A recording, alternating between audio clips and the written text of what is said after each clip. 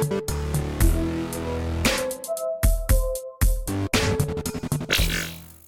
going to talk about this Super Bowl. We obviously have the Chiefs at the Bucks, and the Bucks are actually hosting the Chiefs in Tampa, which is really, really cool to see a home team make it. It's too bad they won't be able to have the full crowd, because that would be insane for those Tampa fans. But when you look at that matchup, I think the biggest storyline is you got the old GOAT in Tom Brady against the young GOAT in Patrick Mahomes. So JJ, I'm curious to hear what you think about that matchup, because these guys are 2-2 in matchups head to head. Brady represents the NFC now, and Patrick Mahomes has kind of taken over his AFC throne essentially as the best quarterback in that conference, most winning quarterback, I guess, in that conference. How do you think these guys are going to perform on the big day? Look, I think that we're looking at a potential shootout, probable shootout. You have a high over-under in this game. I actually think the over might end up hitting, mostly because, if you look at what happens with Tampa Bay, is teams against Tampa Bay tend to throw the ball a lot because Tampa Bay's rush defense is so strong. There's a great article over on 538 that discussed that last week and talked about how Tampa Bay's rush defense is just super, super strong, and it really does play into it being a funnel defense, and team they're daring teams to throw on them, which, is not necessarily the smartest thing in the world to do. But so there's a great matchup there for Kansas City to exploit that secondary, which I do think can be exploited. They obviously were able to do a lot in getting pressure on Aaron Rodgers last week, and they did that earlier in the season as well. But I'm not as nervous necessarily about what they will be able to do against a guy like Patrick Mahomes in this offense. There is some offensive line issues that Kansas City's dealing with that I'm a little bit worried about, but I'm not overly concerned about Mahomes. I think that he should have a huge game. And then, the one thing with Tampa Bay that I think is probably the most interesting in this matchup is that this Bruce Arians offense has traditionally, and they did it this year too, they like to throw a lot of intermediate and deep passes. And so we saw that with Tom Brady throughout the season. He had a high 15 plus air yard attempt rate. And a lot of people, when he moved to Tampa Bay, they're like, oh, Brady can't throw it deep anymore. Really wasn't the case. I mean, he was always accurate on his deep balls. It's just that he wasn't doing it that frequently. Now he did it more frequently. He's getting in a groove a little bit with his wide receivers down the stretch. And then that's shown in the playoffs too. And they were super aggressive against Green Bay last week. Mm-hmm. The thing is, Kansas City is a defense that does pretty well against big plays. And so I don't know if those will be there the same way they were there against Green Bay. And as a result, I'm a little bit worried about what that Tampa Bay passing offense, I mean, they're going to be fine, don't get me wrong, but a little bit worried about, how big of a ceiling they actually would have. And so overall, as a result of that, I actually think that I think the line is pretty efficient, regardless of where you get it. But I'm siding with Kansas City here. It's just really hard for me to not go with Mahomes in the way that this offense, I mean, the Chiefs in general, it feels like they can just flip the switch and they're all of a sudden they're gonna, oh, we're playing football now, okay, yeah, sure, we'll play some football. Where they can get that double digit deficit and it doesn't matter. So I just think they're a better team. Tampa Bay feels like one of those teams that has great personnel, but the coaching isn't always there and they're not always scheming for that personnel per se. So I'm just siding with Kansas City overall in this matchup. Yeah, I like it. Tampa is a 3-point dog at this point. We still have a lot of time left for the Super Bowl. Ty, I'm curious if you have any thoughts on how this one plays out.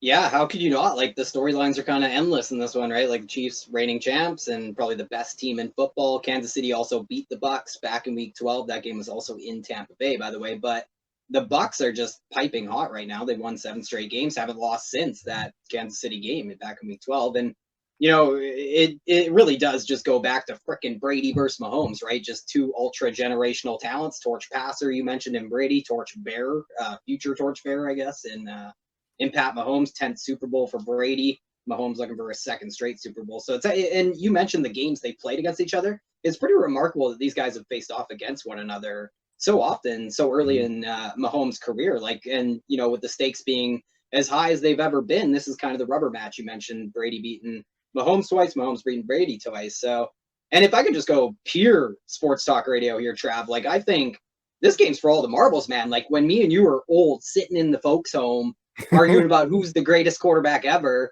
you better believe I'll be using the record for Mahomes versus Brady to point to his goatness, or vice versa. Long down the line. I think it does kind of come down to the quarterbacks, and it's a lot to do with what JJ touched on, where Brady and Arians, like Tampa Bay has such a clear path to running the ball in this game, as opposed to obviously Kansas City running it on Tampa Bay's number one run defense. But Brady and Arians are gonna want to throw the ball, right? And we've seen, when Mahomes and Brady have faced off, like there's half of them been high scoring games, 2 overs, 2 unders, but the passing yards combined between those two is just off the charts. And like you would think more points had been scored in those 4 games by looking at just these two guys' passing totals in those games. Mahomes has a sizable advantage in yards and touchdowns while also throwing fewer interceptions in games versus Brady. And the most recent of those 4 was the game back in week 12. We got the shootout stats from these two quarterbacks. It just wasn't totally reflected on the scoreboard. And that game was one of them that did hit the under. And I wanted to bring up quickly that Brady's interceptions were kind of the death nail in that game in week 12. That game was one of Tom's career high 5 multiple interception games this year, by the way, which lends to that Brady going to the NFC, going under Arians, kind of operating in a little bit different fashion than he did in New England. And, he really cleaned that up since the Chiefs game, the multiple interceptions. But obviously we saw that surface last week. We all saw Brady's natural hat trick of interceptions in that game. And I bring that up just because, like, that rambling point that I'm trying to make here is that both when he's faced Mahomes and in 2020, it's actually been the GOAT who's made far more mistakes than Patrick Mahomes. And then, to everyone's point here, like, the defense for Kansas City matches up much better because of the, they were bottom 10 in air yards allowed and stuff like that. And, you look at someone like Mike Evans is going to be faced up with Rashad Breeland. Yeah, he scored a couple times in week 12. Do you want to rely on the touchdowns? Do you think Scotty Miller vultures some of that deep passing work from Mike Evans? So kind of off Mike Evans. I like Chris Godwin. I like that matchup this week. Had a big game against the Bucks or against the Chiefs earlier in the year. Tyler Johnson, trendy player. Not really. I think he's a little sketchy as much as I like the talent. Yeah, and then Gronk, I think, is in a good spot too. I actually really like both tight ends in this game. Both defenses have struggled against the tight end. Gronk blew up against Kansas City earlier in the year. Kelsey's blown up against everyone over the past half decade. Broke the receiving record this year. 5 straight seasons as the tight end won. Not unlike Mahomes, kind of took the tight end throne from his Super Bowl opponent and in Gronkowski too. So I don't know. Not a lot of ancillary pieces. Not a lot of running game pieces that I'm interested in this game. Trav, we have tons of time to kind of dig in like a tick, for this matchup. But hopefully it is Rojo. I mean, Fournette's not the worst bet to score a touchdown. I just think there's so much ambiguity in both backfields that it's hard to kind of pinpoint who I like in a game where I see the game script being very pass heavy for both teams.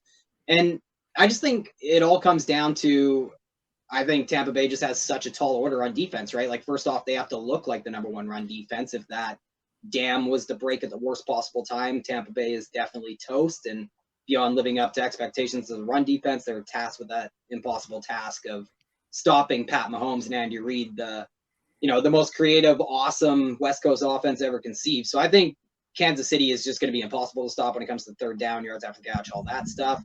And Tyreek Hill, best deep ball passer, best deep ball receiver on this team, even if they can't get the West Coast chunk yardage and run the clock on Tampa Bay, I think, the Chiefs pretty much can win in any way. So give me the Chiefs. Andy Reid's like as famous as being deadly with an extra week of preparation as he is, as he used to be, not being able to get to the Super Bowl. So I think the conclusion there is Andy Reid plus Pat Mahomes equals Super Bowl glory. LOVE. Yeah, no, I'm with you. I'm siding with Big Red. I'm as an Eagles fan, I always loved Big Red, and I was sad to see him go, and I root for him still. Even though he's got his ring, I'm still rooting for him to get a second. And I think, much like all of you guys said, I don't think I'm going to add anything to that because you guys pretty much tied a pretty bow on that one.